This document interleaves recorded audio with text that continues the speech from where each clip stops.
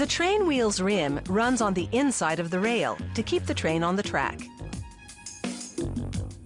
This plant makes train rails entirely out of recycled steel from scrap yards, food cans, and recycled pieces from the rail-making process itself.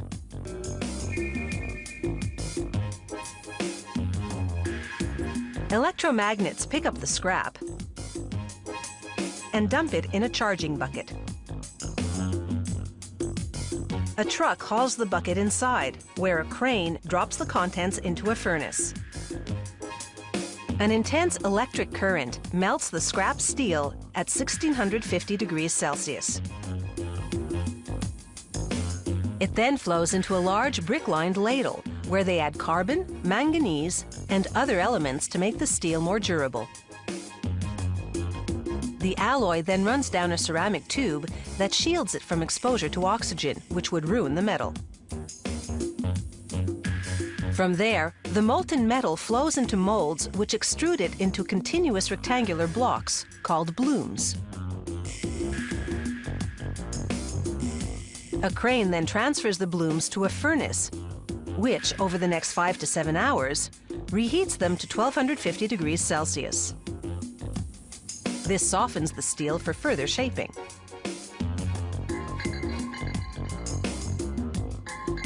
Then the reheated blooms enter a machine called a rolling mill, which elongates each bloom more than quadrupling its length. Next, a saw slices off about 30 centimeters to square off the ends. The cut-off pieces go back to the scrapyard. Meanwhile, the rails are laid out until they cool to about 500 degrees Celsius. Then an electromagnet piles them in a holding box, where they sit for 10 hours until they cool to about 90 degrees Celsius.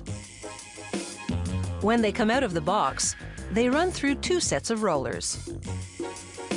The first set flexes the rail vertically. This flexing process straightens out the rails, which curved slightly due to all that heating, shaping, and cooling. Next, each rail passes over a mirror, enabling inspectors to examine the bottom as well as the top. Finally, a saw cuts the rails to whatever size the railway ordered, most often the standard length of 25 meters.